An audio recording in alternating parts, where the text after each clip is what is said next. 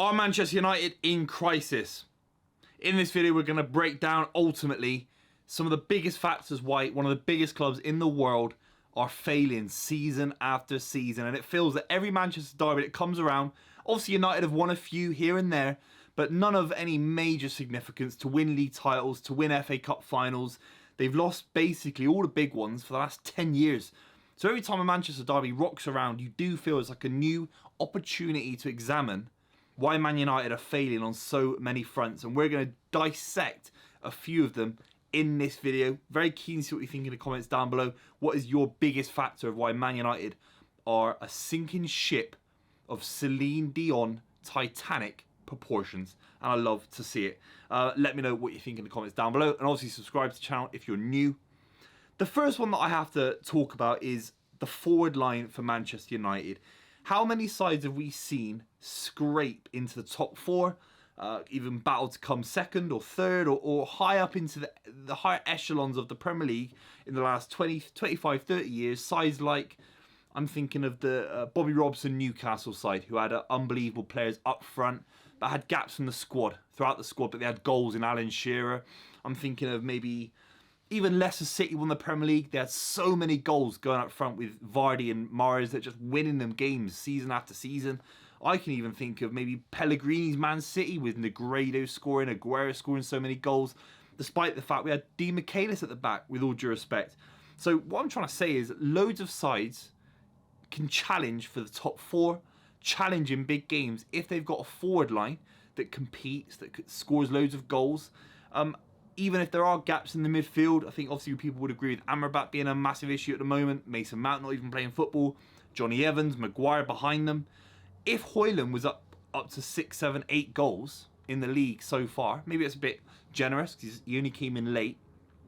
If Rashford had more than 1 goal, if Sancho, it's not Ten Hag's fault how Sancho acted, but if he was fit and firing and playing in the squad and he'd scored 3, Anthony was on 2 or 3, suddenly all those goals, you know, United wouldn't lose 5-4. Some of those losses that they've encountered, even in the City one, it takes them closer to draws, closer to wins, and closer to being top of the table. So the forward line for me is a massive issue for Man United. They cannot, if they play badly, they're not scoring a goal. Whereas so many sides, as I've mentioned, can play badly and nick goals because they've got an elite centre forward. And Man United just don't have that. Højlund's come in, he's looked busy, he's looked aggressive, physical. I still think he's a little bit frustrating to watch at points, a little bit clunky sometimes. Obviously, Rashford scored 1 goal in the league this season. It's not good enough. And you have to talk about Marcus Rashford. This guy, he's playing on the left for Man United. He's on the biggest contract at the club, at least on par with Bruno Fernandes, but I think it's the biggest. He's played his way into a new contract, and some players really dip in form after that unless they've got elite mentalities to go on to the next level. I don't think Rashford's doing that. Maybe because he doesn't have the ability to do that. I don't think he's got the ability to be world class. But either way, we're talking about Ronaldo on the left. We're talking about Ryan Giggs on the left. We're talking about some unbelievable wingers that have played for Man United and played the Man United way, played the Ferguson way. Look, times have changed, but Rashford, there are some opportunities against Man City to get the ball, go square on to Kyle Walker, tuck it inside, beat him on the outside. He didn't show much. He didn't show much technical ability in terms of holding up the ball and keeping possession. His work rate off the ball was really fundamentally poor. And he's meant to be the main man for Man United. There's no debate about him even starting a game now. He's the main man for Man United with Højlund.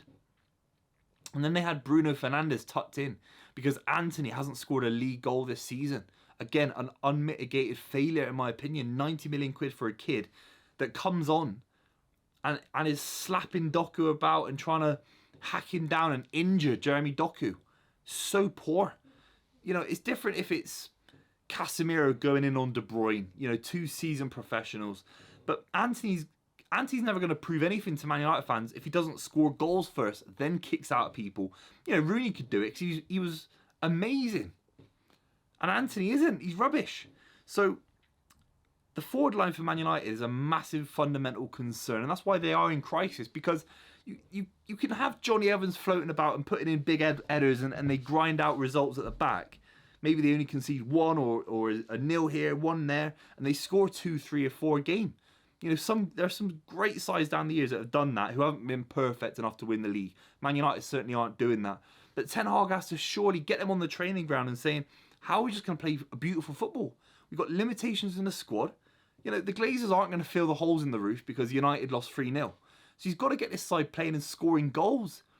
It was the biggest travesty against City. Like, I don't care. But the actual end product into the box for Højlund was absolutely criminal. That's just the reality of the situation. Beyond that, I think actually Erik Ten Hag is now a massive fundamental issue at Man United. Some key decisions that he made tactically in the game was a little bit surreal. The first one, maybe Mason Mount not even starting. That was a little bit crazy for me. I know Amrabat's come in and he's more of a defensive holding midfielder, but you felt Scott McTominay and Amrabat one-dimensional. Scott McTominay actually ended up playing in positions that Bruno Fernandes would want to play in. And I know he's got an issue with Anthony because he's the only right winger that can kind of play in that position, except maybe Garnacho, another player who hasn't even scored in the league this season, I don't think. So he's got this issue where Ten Hag can't quite get the best out of the squad that he's got. He can't quite get the best out of one of the best players in the squad in Bruno Fernandes. Has to shift him out to accommodate even more mediocrity. I think Erik Ten Hag had to be bold and just say, Amrabat in midfield, Bruno Fernandes, Mason Mount, play Anthony, you know, give him a coaching session on how not to be rubbish for a game, and get your best players in the best positions, as opposed to mitigating and weakening your best asset in Bruno Fernandes. You know, we can't sit here and say Varane injury and Martez injury are anything to do with Erik Ten Hag. They're not. Onana coming in as a seasoned professional and being rubbish, that's not on Erik Ten Hag. But the things that he can control, someone like Mason Mount, maybe he's not performing in training, fair enough, but making those decisions early in the second half where Man United lost so much control in midfield, so much control. That screamed a manager completely out of his depth. It reminded me a little bit of Ole Gunnar Solskjaer. He made a few of those decisions at the back end of his time before Ralph came in, where you just think, this guy's completely out of his depth. It's one thing being a philosophical coach and knowing how you want to play, but there's another having that correlate with how you actually can achieve things on the football pitch as a manager. And Ten Hag certainly isn't in this world where I think he even understands how to get a tune out of his players. He doesn't understand what his best 11 is after 18 months. That is criminal. I don't care about the ownership. I don't care. They've given him a lot of money. He doesn't understand the best 11 for Man United, and if they're in a weak position, they got a weak hand, how to make sure they don't get pumped by City, you know, in the space of 12 months. Let City go, because City are an unbelievable, well-oiled machine, very well invested. So are Man United, Chelsea, Spurs, Arsenal, and Liverpool. Talk about Brighton, who rocked up here last year with a different manager, different midfield. They sell their best midfielder, sell a few other players, get rid of all of their backroom staff and Graham Potter to Chelsea, right? And within a year, they've transformed their squad, rejuvenated their squad, and they beat United again. That says everything you need to know, with Johnny Evans still kicking about. Absolutely embarrassing. So the answer to the question, lads, yes, Man United are in crisis. They're not going to get top four. They're not going to win the Champions League. If they get booted out of the League Cup to Newcastle, which I think they will, then it's another long season for Man United, who might scrape an FA Cup final performance and get battered in that again. Very keen to see what you think in the comments down below. It is dire at Man United, and I absolutely love it.